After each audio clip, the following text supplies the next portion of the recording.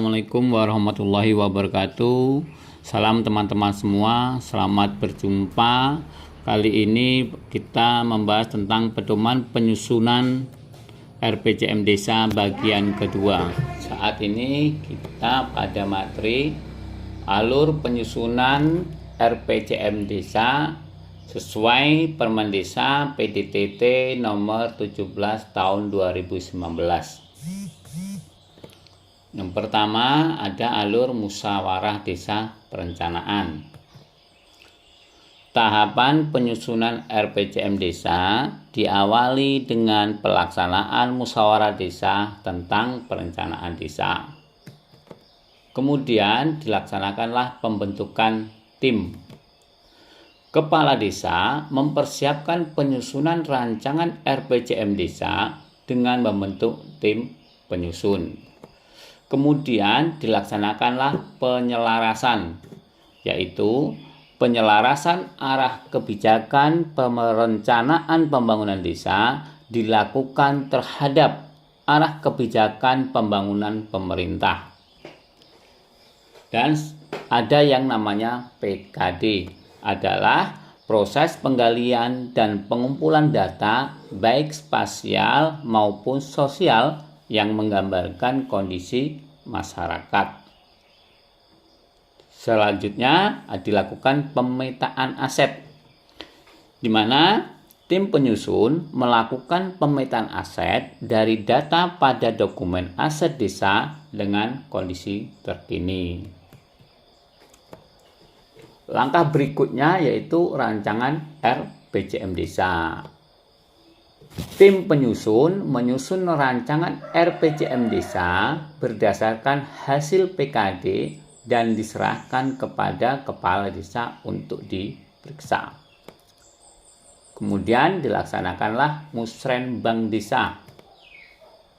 Pemerintah desa menyelenggarakan musrenbang desa penyusunan rancangan RPJM Desa untuk membahas rancangan RPJM Desa.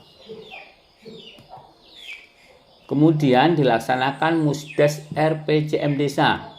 Dalam hal ini dilaksanakan oleh BPD, difasilitasi oleh pemerintah desa untuk menyelenggarakan musdes tentang pembahasan dan penyepakatan RPJM Desa. Kemudian musyawarah BPD. BPD menyelenggarakan musyawarah BPD untuk membahas dan menyepakati rancangan peraturan desa tentang RPJM Desa. Dan yang terakhir adalah sosialisasi, di mana pemerintah desa wajib mensosialisasikan RPJM Desa sebagai wujud transparansi program dan kegiatan selama kurun waktu 6 tahun. Musdes Perencanaan Desa sesuai Permen Desa nomor 17 tahun 2019 tentang tahapan penyusunan RPJM Desa diawali dengan pelaksanaan musyawarah desa. Di sini dapat kita lihat dalam proses musyawarah perencanaan desa di mana didapatkan input tentang visi misi kepala desa. Kepala desa menyampaikan visi misi ataupun harapan selama periode kepala desa.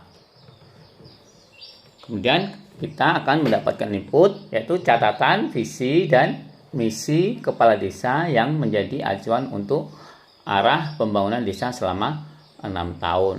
Lalu apa selain itu? Yaitu ada pokok-pokok pikiran BPD, di mana BPD memberikan gambaran umum dan pendapat terhadap hal strategis termasuk kriteria serta tupoksi tim penyusun RPJM Desa. Kemudian hasilnya apa? Didapat catatan hal strategis desa terhadap pembangunan desa. Dan yang terakhir, serap aspirasi masyarakat. Di sini kita harus menyerap aspirasi atau gagasan masyarakat yang hadir pada musdes tentang perencanaan desa terkait penyusunan RPJM Desa. Sehingga outputnya kita mendapatkan sebagai acuan awal untuk melakukan penyusunan dokumen RPJM Desa. Setelah dilaksanakan musyawarah perencanaan desa, kepala desa membentuk tim penyusun RPJM desa. Di sini ada beberapa ketentuannya. Yang pertama yaitu minimal anggota tim sebanyak 7 orang. Dan pembina dijabat oleh kepala desa.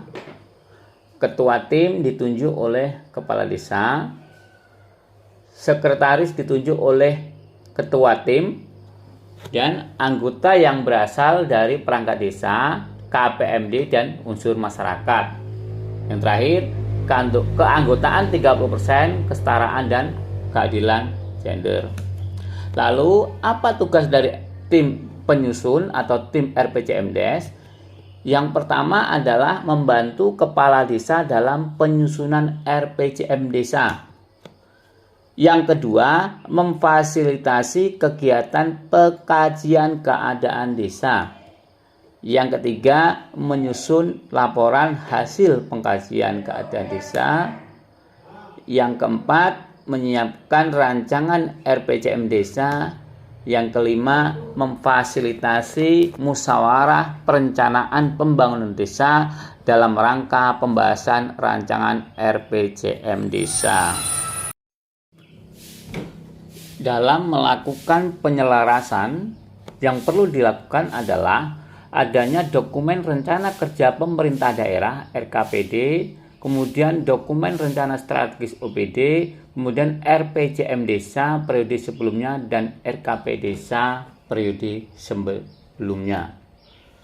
Kemudian tim penyusun RPJM desa melakukan pencermatan rencana program dan kegiatan pembangunan atau kabupaten atau kota yang akan masuk ke desa dengan berkoordinasi dengan pemerintah desa, camat, UPT, OPD, pendamping profesional, dan atau lain sebagainya.